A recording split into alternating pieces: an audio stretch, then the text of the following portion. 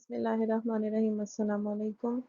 इस लेक्चर में हम ये देखेंगे कि जो थ्योरम्स हमने पिछले लेक्चर में स्टडी किए हैं उनके प्रूफ्स क्या हैं। तो जैसे मैंने आपको कहा था कि इसकी आप पहले खुद प्रैक्टिस कर लें। अगर आपने प्रैक्टिस नहीं की हुई तो आई हाईली रिकमेंड कि पहले खुद अपने हाथ से इसको सॉल्व करें और उसके बाद ये वीडियो देखें। तो ये वीडियो सिर्फ आपकी गाइड के लिए बनाई गई है। तो इसमें हमारे पास एक्चुअली में प्रूफ हमने करना है कंसेंसस थ्योरम। ये थ्योरम ये कहता है कि अगर आपके पास कोई तीन इनपुट टर्म्स में कोई फंक्शन ऐसे लिखा हुआ है जैसे ए बी प्लस ए बार सी, यानी फर्स्ट टर्म ए है और जो हमारे पास सेकंड टर्म है वो हमारे पास ए बार है, और जो बाकी दो टर्म्स हैं वो B and C second and third input है। तो इसमें अगर सेकंड या थर्ड इनपुट का एंड अगर और हो रहा हो तो फिर हम क्या करते हैं, हम इस टर्म को जो है वो रिमूव कर सकते हैं। तो ये इस एक्सप्रेशन के इक्वल आ जाएगा, यानी A B plus A bar C plus B C is equal to A B plus A bar C. तो अब हमने थर्ड टर्म को किसी तरह रिमूव करना है। हमें प्रूफ ये करना है कि जो this left hand side should be equal to the right hand side. Simplification असल में हम कर रहे हैं ना, तो जितने कम टर्म्स होंगे उतना हमारे लिए बेहतर है। तो अब अगर हम इसको देखें तो थर्ड टर्म को छेड़ना है, तो मैं इस थर्ड टर्म को वन डॉट बी एंड सी भी लिख सकती हूँ। क्यों लिख सकती हूँ? क्योंकि हमें पता है कि बाय रूल अगर हम किसी भी चीज का जो एंड है वो हम वन के साथ लें तो वो वही चीज आ जाती है। ठीक है, तो अब यहाँ पे भी अगर हम वन का बी एंड सी लेंगे तो फिर क्या होगा कि वही सेम टर्म वापस आ जाएगा। अब सिमिलरली हम इस वन को हम किस तरह से लिख सकते हैं? हम वन को लिख सकते हैं ए प्लस ए बार। क्यों? क्योंकि ये भी हमने थ्योरम पीछे देखा है कि एक्स जो है अगर हम उसमें एक्स का बार का और लें तो वो वन आता है। तो इसलिए मैं आपको बता देती हूँ कि ये मैं क्यों लिख रही हूँ फॉर रिविजन पर्पजेज, कि अगर हमारे पास इनपुट में x है, ट्रूथ टेबल अगर हम बनाएं, तो ये अगर x है और इन दोनों का और जो है वो हमारे पास लेट्स से y आता है, तो ये जो सेकंड कॉलम है ये y है। तो अगर x 0 होगा तो 0 का और जो है वो 1 के साथ वो हमारे पास 1 आएगा। सिमिलरली अगर x 1 होगा तो 1 का और 0 के साथ हमारे पास 1 आएगा। तो इसका मतलब है कि जब भी हम x में x बार को और लेंगे तो जो आउटपुट है हमारे पास हमेशा 1 ही आती है। तो फिर इसलिए हम 1 को लिख सकते हैं a प्लस ए बार के इक्वल b। तो अब अगर आगे जाएं हम, तो हम a plus A bar b plus, अब इसको बाय डिस्ट्रीब्यूटिव लॉ हम खोलेंगे। तो डिस्ट्रीब्यूटिव लॉ क्या है? मैं पहले ये इरेज कर देती हूँ। तो डिस्ट्रीब्यूटिव लॉ हमारे पास ये कहता है कि अगर x हमारे पास बाहर है और y प्लस z अंदर है तो हम इसको ऐसे भी लिख सकते हैं एक्स वाई प्लस एक्स जी। ठीक है, तो यहाँ पे भी यही काम करेंगे कि ये टर्म बाहर है और दो अंदर है, तो हम इसको लिख सकते हैं A B C plus A bar B C.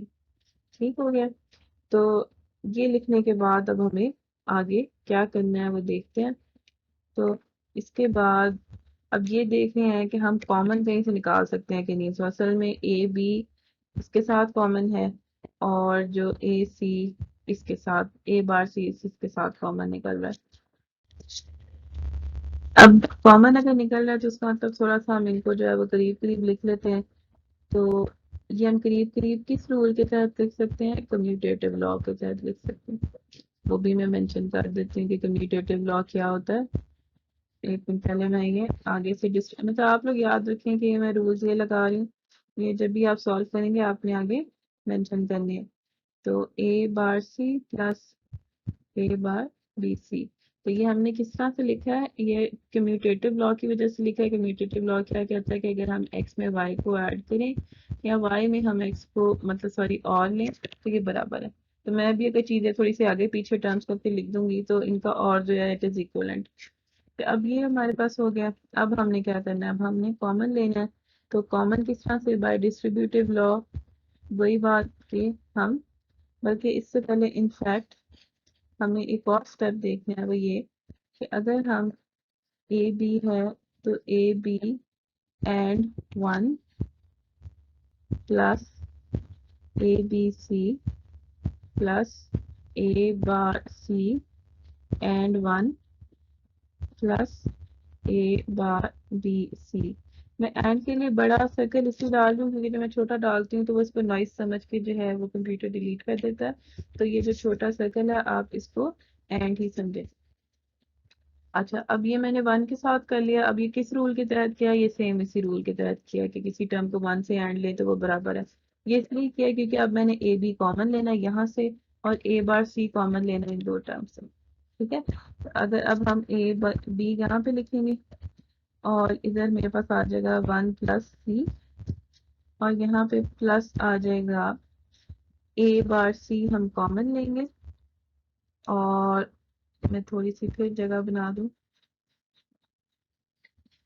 ठीक है, ये रूल इरेज कर रही हूँ ताकि मुश्किल ना हो।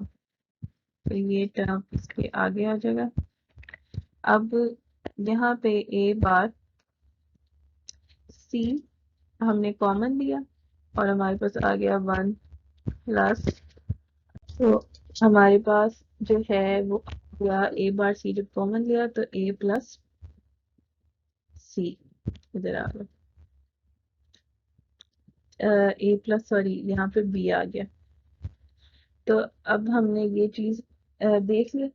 अब हम फिर रूल हमारे पास यहाँ पे एक अप्लाई होता है आगे कि अगर हम किसी भी वेरिएबल में अगर वन ऐड करते हैं तो उसकी आउटपुट हमेशा क्या आती है? हमारे पास वन आती है। वन किस लिए आती है? अगर फिर देखो कि अगर x जीरो होता है तो जीरो का जब हम वन से और लेते हैं तो वो वन ही आएगा। अगर x की वैल्यू वन होती है तो हम उसमें अगर वन के साथ उसका और लेंगे तो वो स्टिल वन ही आएगा। तो हमेशा इस एक्सप्रेशन की आउटपुट ऑलवेज वन होती है। तो हम इसको ऐसे लिख सकते हैं A B dot A B and one plus A bar C and one. और फिर वही सेम रूल कि अगर किसी के साथ वन एंड होता है तो वो हमारे पास आ जाएगा ए बी प्लस ए बार सी।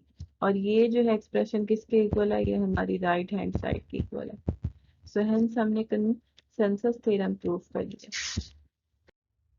अच्छा, अब हम जो थ्योरम प्रूव करेंगे यहाँ पे वो ये कहता है कि अगर आपके पास तीन वेरिएबल हैं और इसमें दो के ऊपर डबल बार है, वो थर्ड से एंड है और फिर दूसरे टर्म में फर्स्ट वेरिएबल और सेकंड वेरिएबल का बार है, तो सिंपली हम उस एक्सप्रेशन को लिख सकते हैं Y bar and X plus Z. इसको याद करना मुश्किल है लेकिन इवेंचुअली आपको याद हो जाएगा। तो हम इसको प्रूफ करते हैं लेकिन रिकमेंडेशन फिर वही है कि पहले आप इसको खुद करें, अगर कहीं स्टॉप होते हैं तो फिर देखें।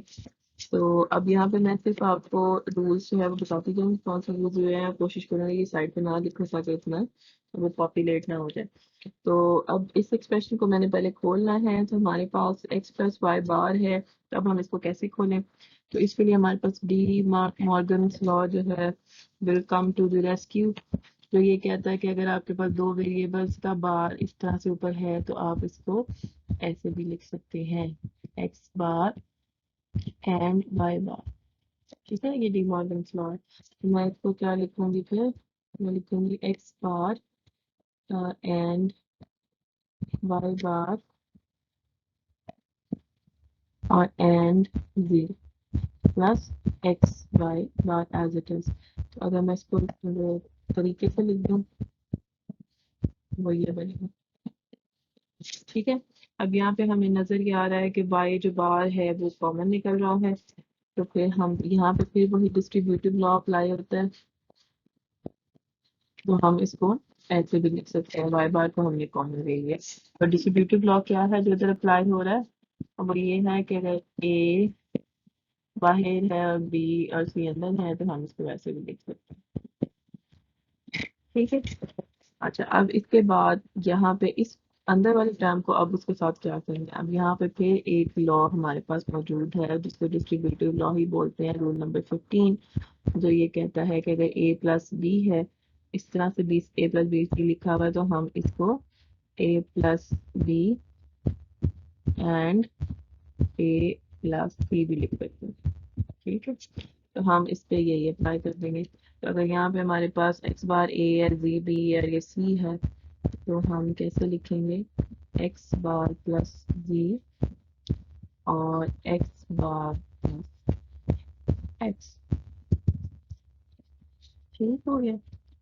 तो सॉरी, मैंने एक चीज थोड़ी सी आपको गड़बड़ बताई है, और ये कि ये वाला जो एक्स है ना, ये हमारे पास ए है, ठीक है, और ये एक्स बार ये बी है, और ये सी है। तो हम a प्लस बी की फॉर्म में लिखेंगे। तो यहाँ पे इसके साथ जो a है हमारा, इसके साथ बार नहीं लगेगा, तो x प्लस z, यानी कि ये a प्लस सी वाला टर्म है हमारे पास, और जो दूसरा टर्म है वो a प्लस बी यानी x प्लस एक्स बार, ये आ जाएगा। ठीक है, अब ये वाला term it will evaluate to 1, और जो बाद में है हमारे पास वो क्या बच जाएगा, x प्लस बी डॉट 1। और जब वो भी हमारे पास रूल ये कहता है कि अगर कोई वेरिएबल 1 से मल्टीप्लाई होता है तो एक्सप्रेशन वही, और this expression is equal to right hand side. अच्छा, यहाँ पे हमारे पास और थ्योरम्स हैं। ये सारे थ्योरम्स अगर आप याद कर लें तो बेहतर है, क्योंकि इन थ्योरम्स के साथ जो है वो आगे फंक्शन सिंप्लीफिकेशन में बेहतर हो जाएंगे। यानी कि ज़्यादा अगर ये रूल्स आपको याद हैं तो आप डायरेक्टली अप्लाई करेंगे और आपका फंक्शन जो है वो सिंप्लीफाई हो जाएगा। तो इनमें से एक जो हम कंसेंसस हम देख चुके हैं, एब्जॉर्प्शन हम देख चुके हैं। तो डी मॉर्गन्स लॉ का हमें पता है, जो ऊपर वाले दो है minimization and absorption, sorry minimization and simplification, ये दो रह गए हैं। तो आई विल इनकरेज कि आप जो है वो खुद देख लें, एक दफ़ा प्रूव करके देखें कि कैसे होता है। तो वैसे मिनिमाइजेशन थ्योरम सिंपली ये कहता है कि अगर आप x का y से एंड लेते हैं फिर x बार का भी y से एंड लेते हैं तो जो फाइनल आउटपुट है वो आपकी y ही आती है। और इसी तरह से अगर आपने लिखा हुआ है कि x प्लस वाई और आप एंड ले रहे हैं x बार प्लस वाई के साथ, और आउटपुट है वो उस केस में भी y आती है। यानी कि इसका जो कॉन्वर्स है वो भी सेम वही बात करते हैं कि y, क्योंकि हो क्या रहा है यहाँ पे सिंपली कि y अगर आप कॉमन लेते हैं अंदर, x प्लस एक्स बार आ जाता है, और उन दोनों को जब आप x प्लस एक्स बार को सॉल्व करते हैं तो वो 1 होता है, तो इट्स एक्चुअली y। तो हम इसको मिनिमाइजेशन थ्योरम बोलते हैं। और इसी तरह से जो हमारे पास जो सिंप्लीफिकेशन थ्योरम है वो भी ये कहता है कि अगर आप x प्लस एक्स बार y आ रहा है तो आप उसको सिंपली जो है वो x प्लस वाई लिख सकते हैं। तो और इसके कॉन्वर्स में जब एंड के साथ भी आप लिखते हैं तो फिर तब भी यही कि अगर x बाहर कॉमन है x प्लस वाई अंदर है तो हम इसको एक्स वाई के फॉर्म में लिख सकते हैं। कंसेंसस थ्योरम यहाँ पे वही सेम है जो पीछे हमने पढ़ा था, कि एक टर्म हमने वाई जी का जो है वो लेफ्ट हैंड साइड से स्किप कर दिया है तो वो आगे लिख सकते हैं। अब यही सेम चीज जब हम और के केस में लिख रहे होंगे तो जहाँ पे हमारे पास डॉट है वहां पे हमने और कर दिया तो एक्स प्लस वाई, और जहाँ पे हमारे पास प्लस था वहां हमने डॉट कर दिया है, और अंदर के एक्सप्रेशन हमारे सेम जो है वो रहे हैं, तो ये इसके कॉन्वर्स में भी सेम अप्लाई होगा। और डी मॉर्गन्स लॉ यही है जो कि x प्लस वाई अगर होल बार है तो it is equal to x bar dot y bar. Similarly अगर हम इसके वो डॉट को प्लस कर दें तो हमारे पास दूसरी शक्ल डी मॉर्गन्स की ये बन जाती है।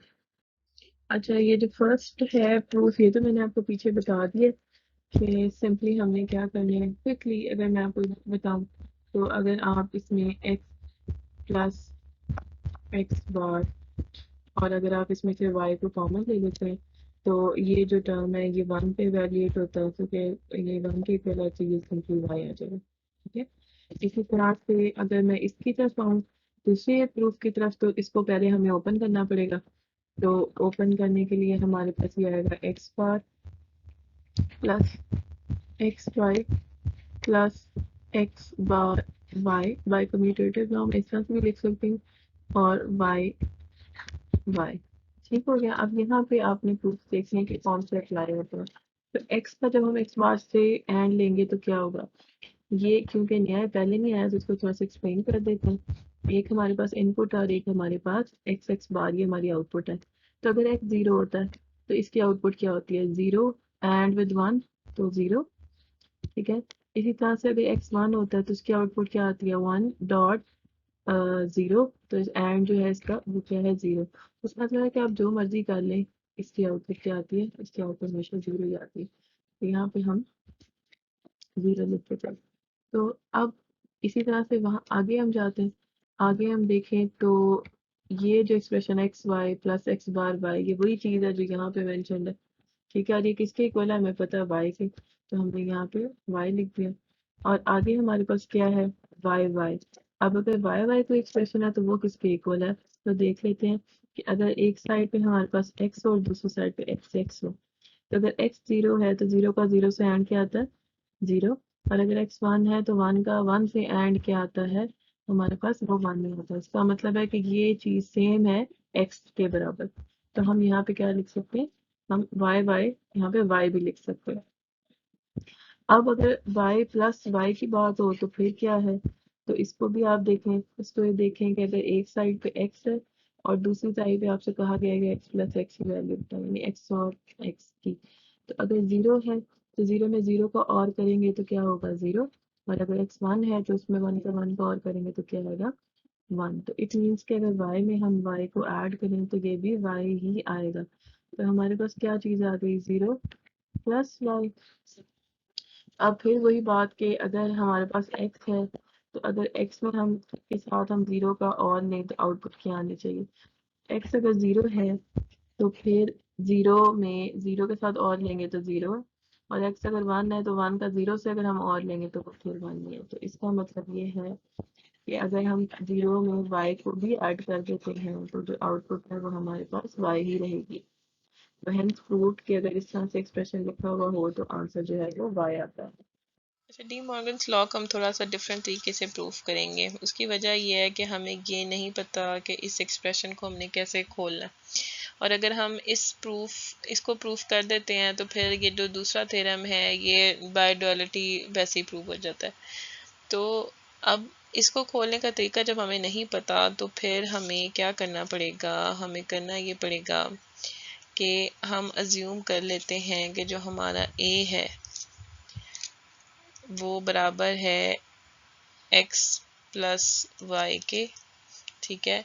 और लेट्स अज्यूम कि जो हमारा a बार है वो बराबर है x बार डॉट वाई बार के, ठीक है।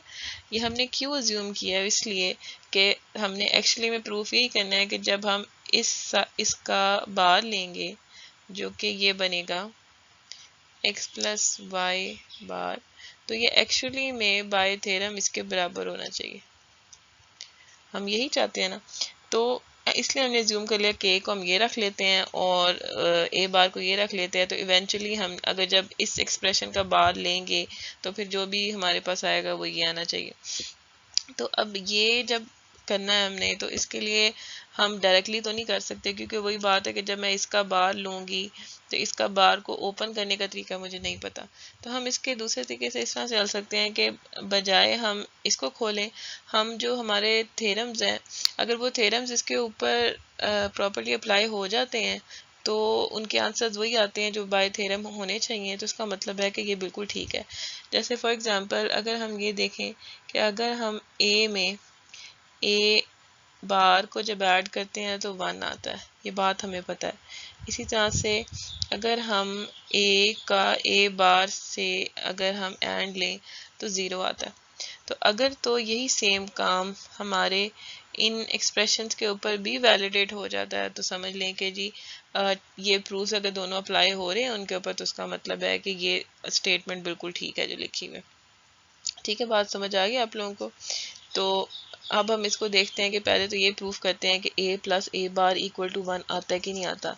तो अगर a हमारे पास x प्लस वाई है और a बार हमारे पास x बार डॉट वाई है, तो अगर मैं इसको कह दूं कि ये मेरी इक्वेशन 1 क्या समझ लें सिर्फ समझाने के लिए, और ये इक्वेशन 2 समझ लें, एक्सप्रेशन 2 समझ लें। तो अब बाय 1 और 2 को जब हम ऐड करेंगे तो हमारे पास आएगा x plus Y plus x bar Y bar, ठीक हो गया। तो हमारे पास ये आएगा। अब इसको जब हम खोलते हैं तो हमारे पास जो एक डिस्ट्रीब्यूटिव लॉ है जो अभी हम पिछली स्लाइड में देखा है कि अगर हमारे पास इस तरह से कोई एक्सप्रेशन है तो हम इसको ऐसे भी लिख सकते हैं, ठीक है। ये अभी हमने पीछे इससे एक थ्योरम भी प्रूव किया, ठीक है। इसको भी डिस्ट्रीब्यूटिव लॉ ही बोलते हैं। तो अब जब ये लिखा हुआ आ गया है तो इसमें मैं अगर इसको लिखूं तो ये बनेगा x plus Y plus x bar, ठीक है, क्योंकि y जो है वो मेरा क्या बनता है, x बार बनता है, z मेरा y बार बनता है, और जो मेरा x है वो क्या बनता है, x प्लस वाई यहाँ पे। ठीक है, तो अब ये मेरा वो बाकी दो टर्म्स बन जाएंगे। तो मैं इसको लिख सकती हूँ x plus Y plus x bar, और अगला है x plus Y plus Y bar. ठीक है, तो ये बाय डिस्ट्रीब्यूटिव लॉ जो है वो हम इसको लिख देंगे। अब इससे अगले स्टेप पे हमें ये पता है कि बाय कम्यूटेटिव लॉ हम चीज़ें थोड़ी सी आगे पीछे भी कर सकते हैं कि x में अगर x में y ऐड करें या y में x ऐड करें तो एक ही बात है। तो छुरी सेब पे गिरेगा, सेब छुरी पे कटना सेब नहीं होता। तो लिहाजा यहाँ पे भी हम थोड़ी सी रीअरेंजमेंट अगर करते हैं तो फिर हमें ये अंदाज़ा होगा कि अगर हम किसी भी वेरिएबल में इसका कॉम्प्लीमेंट ऐड करें तो क्या आंसर आना चाहिए। ये जैसे आपको देखें x मैंने लिखा है और x कॉम्प्लीमेंट जो मेरा आउटपुट है उसमें हमने x में x का कॉम्प्लीमेंट ऐड करके बताना है। तो अगर x 1 है तो यहाँ पे क्या होगा कि 1 प्लस 0, तो वो क्या हमारे पास आउटपुट आएगी 1, और अगर हमारे पास x 0 होता है तो 0 प्लस 1 यानी 0 का 1 से और लेंगे तो वो 1 ही आएगा। तो इट मीन्स के ये वाला जो एक्सप्रेशन है ये 1 हो जाएगा और ये वाला एक्सप्रेशन भी 1 हो जाएगा। तो मेरे पास क्या आउटपुट में आ जाएगी, आउटपुट मेरे पास आएगी equal to y dot x और x डॉट y, सॉरी यहाँ पे 1 प्लस और x प्लस 1। ठीक है, और अगर हम y में 1 ऐड करें या x में 1 ऐड करें तो इसकी आउटपुट क्या होती है, 8 से मतलब मेरा और है, मैं फिर कह रही हूँ। तो इधर भी मेरे पास जो है वो 1 आ जाएगा और इधर दूसरे जगह पे भी मेरे पास बाय रूल 1 आ जाएगा, तो इसकी आउटपुट जो है वो 1 हो जाएगी। सो हेंस प्रूव्ड कि जो ये वाला थ्योरम है ये इसके ऊपर बिल्कुल वैलिडेट हो रहा है। अच्छा, तो अब हमने इसके ऊपर तो प्रूफ कर लिया, तो अब मैं इसको इरेज कर देती हूँ। तो ये दूसरा थ्योरम फिर हम जो है ना इसके ऊपर ही टेस्ट कर लें ताकि, तो दूसरे थ्योरम में भी हम सेम इसी पैटर्न से चलेंगे जैसे हमने यहाँ पे प्रूफ किया है। ठीक है, ओके, तो हमारे पास a की जो वैल्यू है वो है x प्लस वाई और a बार की हमारे पास है x बार y बार। तो हम यहाँ पे लिखते हैं x plus y and x bar dot and y बार। ठीक हो गया। अब जब इनका हम एंड लेंगे तो फिर बाय डिस्ट्रीब्यूटिव लॉ हम इसको ओपन करेंगे तो ये आ जाएगा x बार y बार प्लस x बार y बार और y पहले लगा दें बाद में लगाते हैं, बीच में एक लॉ आता है वो अप्लाई हो जाएगा। ठीक है, तो अब कम्यूटेटिव लॉ वही है ना कि x y is equal to y x, तो हम दोनों काम कर सकते हैं। अब हमें थ्योरम से ये लिखा भी हुआ पता है कि अगर किसी वेरिएबल का हम उसके कॉम्प्लीमेंट से एंड लेते हैं तो वो ज़ीरो होता है। तो यहाँ पे आ जाएगा 0 y bar and y bar, और यहाँ पे भी जब आप इसको रीअरेंज करेंगे तो ये आ जाएगा x बार एंड 0। ठीक है, और अगर किसी भी चीज़ का हम 0 से एंड करते हैं तो बाय रूल वो क्या चीज़ होती है, वो 0 ही हो जाता है। ये बात तो हमें पता है। तो इसका मतलब है कि ये पूरा एक्सप्रेशन 0 को इवेल्युएट कर जाएगा, 0 में 0 का और जो है वो 0 ही होगा। तो हेंस ये जो थ्योरम है ये भी इसके ऊपर वैलिडेट हो गया। इसका मतलब ये है कि अगर a x प्लस वाई हो और a bar x bar and y बार हो तो उसके ऊपर दोनों जो थ्योरम जो हमारे हैं वो पूरे सही उतरते हैं उसके ऊपर। तो इट मीन्स के अगर मैं ये कहूँ कि इक्वेशन नंबर 1 का एक्सप्रेशन 1 का अगर मैं बाद लेती हूँ तो वो बराबर आएगा इक्वेशन नंबर 2 के। सो हेंस जो है वो ये डी मॉर्गन्स लॉ इससे जो है वो प्रूव हो जाता है। बेटा यहाँ पे हमारे पास ट्रुथ टेबल है और ट्रुथ टेबल बनाते कैसे हैं। अगर आपको कोई भी फंक्शन दे दिया जाता है तो सबसे पहले आपने उसकी इनपुट्स देखनी है कितनी है। तो जैसे F1 की 3 इनपुट्स हैं और F2 F3 और F4 की भी 3 इनपुट्स हैं। तो फिर हमने इसको एक ही जो है ना वो टेबल में लिख दिया और 4 कॉलम्स हमने आउटपुट के बना दिए हैं, F1 F2 F3 F4 और इनपुट्स के हमारे पास ये 3 कॉलम है। ठीक हो गया। तो अब गिनती जो इसकी रोज़ है वो कितनी बनेंगी, अगर जितने नंबर ऑफ वेरिएबल्स हैं वो आप ऊपर लिखेंगे और 2 की पावर में मेंशन करेंगे तो उतनी टपल्स बनेंगी। तो एक्चुअली में क्या बनता है, दिस इज़ 0 1 2 3 4 5 6 और 7। तो हम इसको चेक कर लेते हैं, फिर आगे भी देख लेते हैं F3 और F4 को कैसे फिल करना है। तो अगर मैं F2 को 4 के ऊपर अप्लाई करती हूँ तो F2 for row 4 equals to x हमारे पास 1 है, ठीक है, और y हमारे पास 0 है, तो 0 का बार जो है वो 1 हो जाएगा और z भी हमारे पास 0 है, तो 1 का एंड जो है वो 0 के साथ होगा। तो हमारे पास क्या आ जाएगा, 1 plus 0 which is equal to 1। 1 का 0 से और हो तो वो 1 ही है। इसका मतलब F2 की 4 के ऊपर जो है वो यहाँ पे 1 आएगा, विच इज़ करेक्ट। तो इसी तरह से अगर हमने F3 को फिल आउट करना है और F3 को लेट्स से हमने रो नंबर 7 के साथ करना है ये वाली, तब हम क्या करेंगे, हमारे पास ऑल वंस है, तो ऑल वंस है तो उन सब का जो बार है वो 0 हो जाएगा गिवन दिस फंक्शन के ऊपर अगर ट्राई करें तो। प्लस सेकंड टर्म आपकी हो जाएगी 0 and 1 and 1, plus third term हो जाएगी 1 एंड 0। ठीक है, तो ये किसके बराबर आएगा, ये आ जाएगा 0 प्लस 0 प्लस 0। तो ये क्या बन जाएगा, 0। तो F3 की जो हमारे पास इस कॉलम में वैल्यू वो आ जाएगी 0। इसी तरह से आप F4 को भी फिल कर सकते हैं। अच्छा, अब तक हमने जो कुछ भी पढ़ा उसका एक ही मकसद है, वो है कि फंक्शंस की सिंप्लीफिकेशन कर दें, किसी तरह से हम अपने प्रोडक्ट की प्राइस कम कर दें, किसी तरह से हम अपने फंक्शंस को सिंपल कर दें। अगर आप प्रोडक्ट बनाते हैं, कोई आपने सर्किट डिज़ाइन किया, उसमें आपने 10 तारें रखी हैं, उसमें तारें असल में 2 चाहिए थी, कुछ सिंप्लीफाई करके हम जो है शायद 8 तारों से भी वो काम कर सकते थे, तो बेहतर ऑब्वियसली वही वाला होगा जिसमें अंदर 2 तारें, क्योंकि अगर एक तार 2 रुपए की है तो अगर 8 तारें एक्स्ट्रा हैं तो 16 रुपये आपने अपने प्रोडक्ट के ऊपर एक्स्ट्रा डाल दिए। तो जितना आप चीज़ को सिंप्लीफाई रखेंगे उतना आपको भी फ़ायदा है, क्योंकि आपकी जो डेवलपमेंट कॉस्ट है वो कम हो जाएगी, और आवाम को भी फ़ायदा है कि उनके लिए भी जो कॉस्ट प्राइस है वो कम हो जाएगी।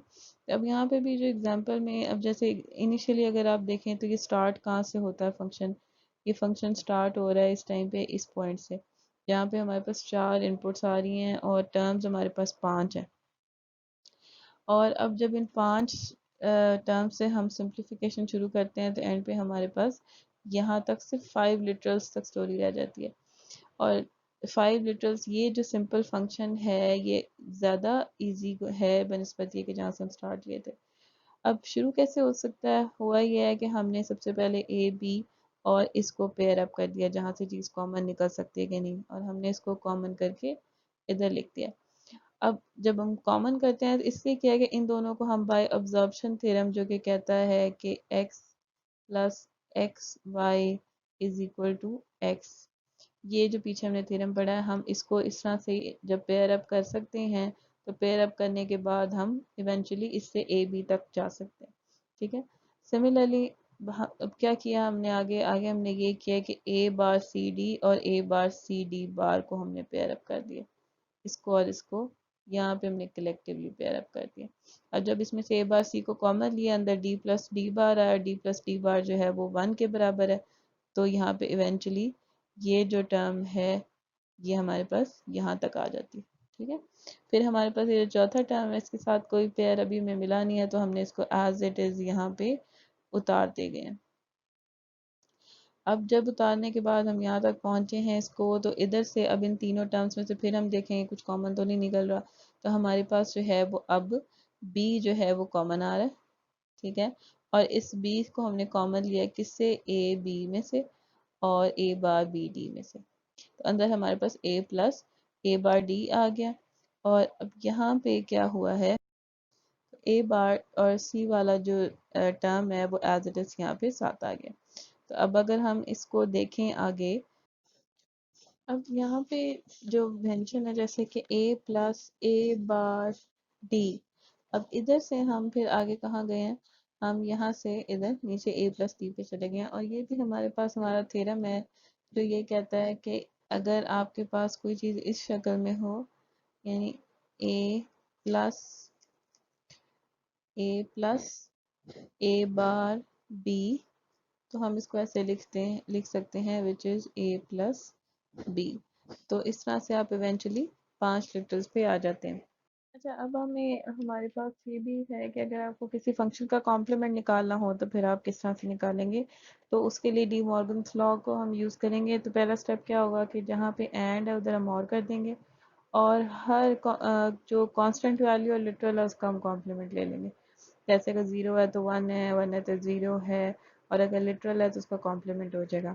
तो फॉर एग्जांपल अगर हमें कहा जाता है कि एफ़ का हमने कॉम्प्लीमेंट लेना फंक्शन, तो उसका कॉम्प्लीमेंट का सिंपल मतलब है कि उसका आपने बार लेना। तो बार का मतलब है कि जहाँ पे आपके पास एंड है वहाँ और कर दें। अभी एक्स बार वाई के दरमियान में एंड था तो हमने इधर इसको प्लस से रिप्लेस कर दिया। सिमिलरली इस जी के साथ भी तो हमने इसको प्लस से रिप्लेस कर दिया, और इन दोनों के दरमियान में प्लस था तो हमने ये जो है किस में कन्वर्ट कर दिया, ये हमने एंड में कन्वर्ट कर दिया। ये दो टर्म्स का एंड ले लिया है, यहाँ पे दो टर्म्स का और हो रहा था। तो इसी तरह से हमने जहाँ पे बार था एक्स बार था उसको हमने एक्स कर दिया, जहाँ वाई था वहाँ बार कर दिया, जी बार था जी कर दिया। इसमें लली दूसरे टर्म में भी हमने इसके सारे जो है ना वो रिवर्स कर दिए। तो अब ये जो ये फंक्शन है ये क्या है, ये कॉम्प्लीमेंट ऑफ एफ है। तो अगर आपको कहा जाए कि जी का कॉम्प्लीमेंट निकालना है तो फिर आप किस तरह से निकालेंगे, इसको आप प्रैक्टिस करें सेम यही रूल अप्लाई करके।